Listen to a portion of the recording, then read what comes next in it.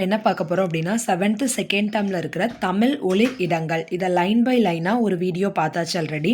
So இது வந்து quick revision. நம்ம இம்பார்ட்டன்ட் பாயிண்ட்ஸ் மட்டும் அப்படின்னு பார்க்குற வீடியோ தான் இப்போ பார்க்க போறோம். ஃபர்ஸ்ட்டா தஞ்சை சரஸ்வதி மஹால் நூலகம் கொடுத்துருக்காங்க. இதில வந்து தொன்மையான நூலகமா இருக்கு. இது இந்தியாவிலேயே தொன்மையான நூலகங்கள்ல இது முக்கியமான ஒண்ணா இருக்கு. இது எப்போ தொடங்கப்பட்டுச்சு அப்படின்னா 1122. தமிழ், தெலுங்கு உள்ளிட்ட பல மொழிகளோட ஓலைச்சுவடிகளும் கையெழுத்து படிகளும் இங்க இருக்குன்னு சொல்லியிருக்காங்க. தலைசிறந்த ஓவியங்களும் தொன்மையான இசை கருவிகளும் சிற்பங்களும் இங்கே வந்து கண்டெடுக்கப்பட்டிருக்குன்னு சொல்லியிருக்காங்க. அடுத்ததாக ரெண்டாவதாக நம்ம பார்க்க போகிறது என்னதுன்னா தஞ்சை தமிழ் பல்கலைக்கழகம். இதுக்கு முன்னாடி என்ன பார்த்தோம், சரஸ்வதி மஹால் நூலகம். அதில் வந்து அது வந்து தஞ்சாவூரில் இருக்குது. 1122 வந்து தொடங்கியிருக்காங்க. கிபி 1122 தொடங்கியிருக்காங்க. ப்ளஸ் தமிழ் தெலுங்கு இந்த ரெண்டு மொழியிலையுமே இருக்கக்கூடிய நிறைய ஓலைச்சுவடி ப்ளஸ் கையெழுத்து பிரதிகள் எல்லாமே வந்து அங்கே நிறைய காணப்படுது.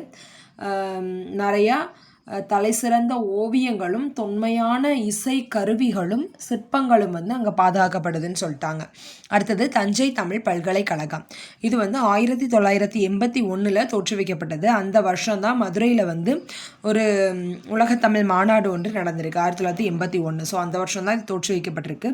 தஞ்சாவூரில் 1000 ஏக்கர் நிலப்பரப்பளவில், 1000 ஏக்கர்னால் கொஞ்சம் கிடையாது, அவ்வளோ நிலப்பரப்பில் இது அமைக்கப்பட்டிருக்கு. வானத்திலிருந்து பார்க்கும் பொழுது தமிழ்நாடு அப்படின்னு தெரியக்கூடிய வகையில் இதனோட கட்டட அமைப்பு வந்து அமைக்கப்பட்டிருக்கு. இந்திய நாகரிகத்தோட பண்பாட்டு கூறுகள் அனைத்தையும் விரிவாகவும் ஆழமாகவும் ஆராய வேண்டும் அப்படிங்கிறது அதோட நோக்கமாக இருக்குது. கலைப்புலம், சுவடிப்புலம், வளர்த்தமிழ் புலம், மொழிப்புலம், அறிவியல் புலம்னு 5 புலங்கள் வந்து அதில் காணப்படுது. 25 துறைகள் வந்து இங்கே காணப்படுது. இப்பல்கலைக்கழகம் தமிழ்மொழி ஆய்வுகள் செய்வது மட்டுமன்றி சித்த மருத்துவ துறை மூலமாக பொதுமக்களுக்கு பயனுள்ள வகையில் மருத்துவ தொண்டு வந்து செஞ்சிட்ருக்கு அப்படின்னு சொல்லியிருக்காங்க. ஸோ இங்கே ஒரு மிகப்பெரிய நூலகமும் அமைஞ்சிருக்கு அப்படின்னு சொல்லியிருக்காங்க. ஸோ மொத்தமாக தஞ்சை தமிழ் பல்கலைக்கழகம் அப்படின்னா எனது மொழியாகிய தமிழுக்கு அப்படின்னு அமைக்கப்பட்ட முதல் பல்கலைக்கழகம் 1981 இது அமைக்கப்பட்டிருக்கு. எங்கே அமைக்கப்பட்டிருக்கு அப்படின்னு பார்த்தோம் அப்படின்னா தஞ்சாவூரில் அமைக்கப்பட்டிருக்கு. 1000 ஏக்கர் பரப்பளவில். இப்போ ஐஏஎஸ் படிக்க வருவாங்க இல்லையா, படிக்கல ஒர்க் பண்ண, ஸோ அவங்களுக்கு தமிழ் இங்கே தான் கற்றுக் கொடுக்காங்க. ப்ளஸ் இங்கே வந்து சித்த மருத்துவம் வந்து இங்கே மெயினாக பண்ணிகிட்ருக்காங்க, பொதுமக்களுக்கு பயனுள்ள வகையில் பண்ணிகிட்ருக்காங்க. தமிழ்மொழி ஆய்வுகளும் பண்ணிகிட்ருக்காங்க. இங்கே 5 புலம் இருக்குது: கலைப்புலம், சுவடிப்புலம், வளர்த்தமிழ் புலம், மொழிப்புலம் மற்றும் அறிவியல் புலம்னு 5 வகையான புலமும் 25 துறைகளும் காணப்படுதுன்னு சொல்லிட்டாங்க. இது வந்து மேலேருந்து பார்த்தோம், கழுகு பார்வையில் பார்த்தோன்னா தமிழ்நாடு அப்படின்ற நேம் மாதிரியே அதோட பில்டிங் கட்டமைப்புகள் எல்லாமே இருக்குதுன்னு சொல்லிட்டாங்க. இங்கே ஒரு பெரிய நூலகமும் இருக்குது. இந்திய நாகரிகத்தோட பண்பாட்டு கூறுகள் அனைத்தையும் விரிவாகவும் ஆழமாகவும் ஆராய்றது இது வந்து ஹெல்ப் பண்ணுது. அதோட நோக்கமும் அதான்னு சொல்லிட்டாங்க. அடுத்தது ஊவைசா நூலகம். கிபி 1942. 2ன்னு முடிஞ்சிருக்கா, 2ஓட ஸ்கொயர் 4. சரியா, 42வது வருஷம் இது தொடங்கப்பட்டுச்சு, சுதந்திரத்துக்கு முன்னமே. ஸோ இந்த நூலகத்தில் தமிழ், தெலுங்கு, வடமொழி இந்த 3 நூல்கள் எல்லாமே இருக்குது. 21, 28 ஓலைச்சுவடிகளும் 29, 41 தமிழ் நூல்களும் உள்ளன. இது தொடங்கப்பட்ட வருஷம் 42, தமிழ் நூல்கள் 41 இருக்குது. அதாவது 29, 41 தமிழ் நூல்கள் வந்து இருக்குது அப்படின்னு சொல்லியிருக்காங்க. ஸோ ஊவேசா நூலகம் 1942 உருவாக்கப்பட்டிருக்கு. தமிழ், தெலுங்கு மற்றும் வடமொழி உள்ளிட்ட பல மொழி நூல்கள் வந்து இங்கே இருக்குது. 21, 28 ஓலைச்சுவடிகளும் 29, 41 நூல்களும் இங்கே வந்து கிடச்சிருக்கு அப்படின்னு சொல்லியிருக்காங்க. கீழ்த்திசை நூலகம், சென்னை. இந்நூலகம் கிபி 1869 தான் இந்த கீழ்த்திசை சுவடிகள் நூலகம் வந்து தொடங்கப்பட்டிருக்கு. ஸோ 1869. So 2 oldest. இங்கே வந்து தமிழ், தெலுங்கு, கன்னடம், மராத்தி உள்ளிட்ட பல்வேறு மொழிகளோட ஓலைச்சுவடிகள் இருக்காம். தமிழ், தெலுங்கு, கன்னடம் கூட ஓகே, ப்ளஸ் மராத்தி உள்ளிட்ட பல்வேறு மொழிகளோட ஓலைச்சுவடிகள் இங்கே கண்டெடுக்கப்பட்டிருக்கு. கணிதம், வானியல், மருத்துவம், வரலாறு உள்ளிட்ட பல துறை நூல்கள் வந்து இங்கே இடம்பெற்றிருக்குன்னு சொல்லியிருக்காங்க. ஸோ கணிதம், வானியல், மருத்துவம், வரலாறு உள்ளிட்ட பல துறை நூல்களும் இங்கே இடம்பெற்றிருக்குன்னு சொல்லியிருக்காங்க. இது தற்போது அண்ணா நூற்றாண்டு நூலகத்தில் 7ஆம் தளத்தில் இது இயங்கி வருது. ஸோ கிபி 1869 தமிழ், தெலுங்கு, கன்னடம், மராத்தி உள்ளிட்ட பல நூலோட ஓலைச்சுவடிகள் இங்கே பாதுகாக்கப்படுது. கணிதம், வானியல், மருத்துவம் மற்றும் வரலாறு உள்ளிட்ட பல்வேறு துறைகளோட நூல்களும் இங்கே இடம்பெற்றிருக்குன்னு சொல்லியிருக்காங்க. இப்போ இதுக்கு அட் ப்ரெசன்ட் அண்ணா நூற்றாண்டு நூலகத்தோட 7ஆம் தளத்தில் இது இயங்கி வருது அப்படின்னு சொல்லிட்டாங்க. கன்னிமரா நூலகம் சென்னை, இது 1896 மேலே பார்த்தது 69, இது அப்படியே 96. ஸோ கீழ்த்திசை சுவடிகள் நூலகத்தை அப்படியே உல்டாவாக போட்டால் கன்னிமரா நூலகம் 1896 தொடங்கப்பட்டது. கன்னிமரா நூலகம் தமிழ்நாட்டோட மைய நூலகமாக இருக்குது. அதாவது இந்திய நாட்டோட களஞ்சிய நூலகங்களில் ஒன்றா இருக்குதுன்னு சொல்லியிருக்காங்க. களஞ்சியம்னா என்னது? எல்லாத்தையும் சேமித்து வைக்கிற இடம் தான் களஞ்சியம். ஸோ 6 லட்சத்துக்கும் மேற்பட்ட நூல்கள் வந்து இங்கே சேமித்து வைக்கப்பட்டிருக்கான். புத்தகம், நாளிதழ், பருவைதழ் எது வந்தாலும் ஒரு பிரதி எடுத்து அங்கே வச்சுருவாங்க. நம்ம என்னைக்கோ உள்ள ஒரு பேப்பர் வந்து ஒரு பிரதி தேவைப்படுது, ஜஸ்ட்டு பார்க்கணும் அப்படின்னா என்ன பண்ணணும்? இந்த நூலகத்துக்கு போய் பழைய காலத்து புக்கு இல்லைன்னா பேப்பர் எதுனாலும் நம்ம போய் பார்த்துக்கலாம். இந்நூலகத்தின் 3ஆம் தளத்தில் மறைமலை அடிகள் நூலகமும் செயல்பட்டு வருகிறது. ஸோ இந்த நூலகத்தில் 3ஆம் தளத்தில் மறைமலை அடிகள் நூலகம் அப்படின்னு ஒன்று வந்து செயல்பட்டு வருதுன்னு சொல்லிட்டாங்க. அடுத்ததாக வள்ளுவர் கோட்டம் சென்னை, திருவள்ளுவரின் புகழை உலகறிய செய்யும் வகையில் சென்னை கோடம்பாக்கத்தில் வள்ளுவர் கோட்டம் என்னும் கலைக்கூடம் அமைக்கப்பட்டுள்ளது.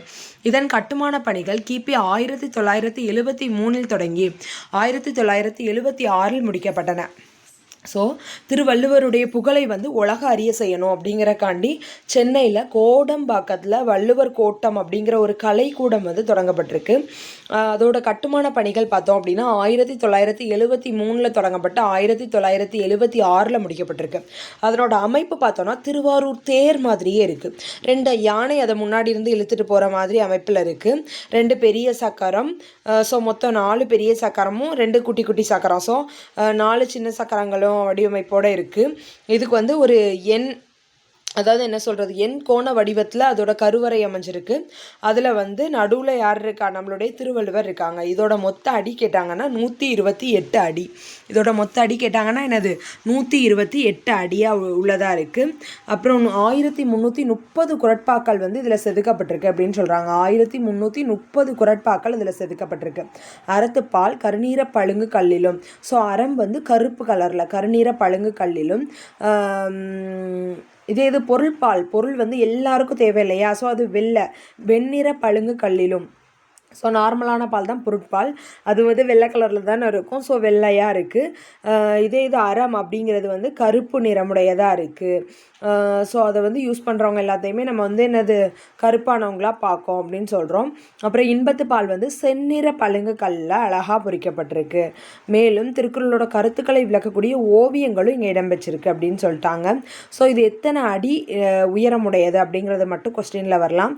ஸோ 128 எப்படி நான் வச்சுப்பீங்க? 4 டேபிளில் வருது. 12ங்கிறது என்னது? 3 4s are 12, 8ங்கிறது 2 4s are 8. So 128 அப்படிங்கிறது 4th டேபிளில் ஃபுல்லாகவே வருது. அப்புறம் திருவள்ளுவர் சிலை கன்னியாகுமரி, இந்தியாவின் தெற்கு எல்லையாகிய கன்னியாகுமரியில் திருவள்ளுவரின் சிலை தமிழக அரசால் நிறுவப்பட்டுள்ளது.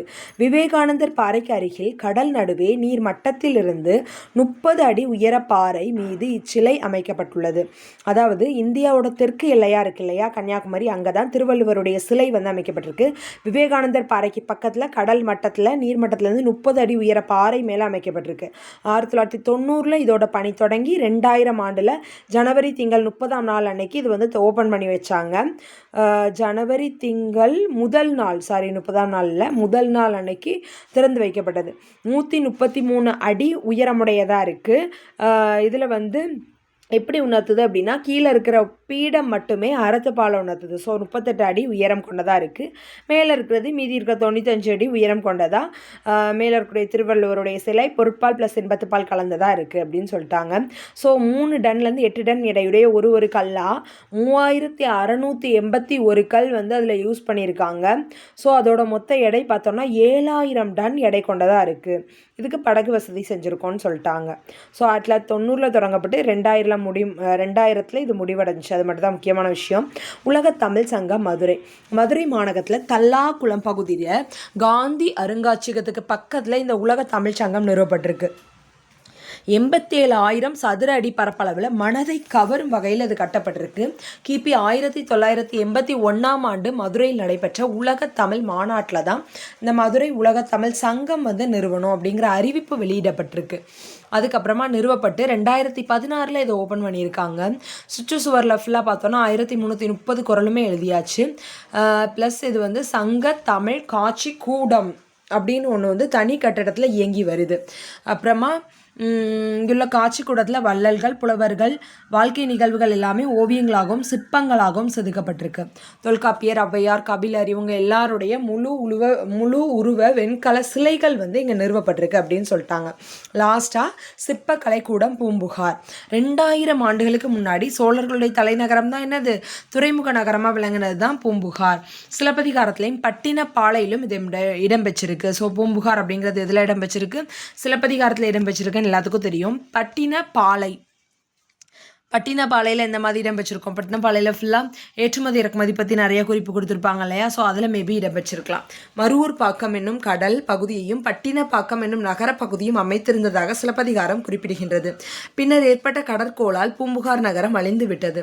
இந்நகரத்தின் பெருமையை உலகறிய செய்ய கிபி 1973 ஆண்டு பூம்புகார் கடற்கரையில் சிற்பக்கலை கூடம் ஒன்று ஏற்படுத்தப்பட்டது.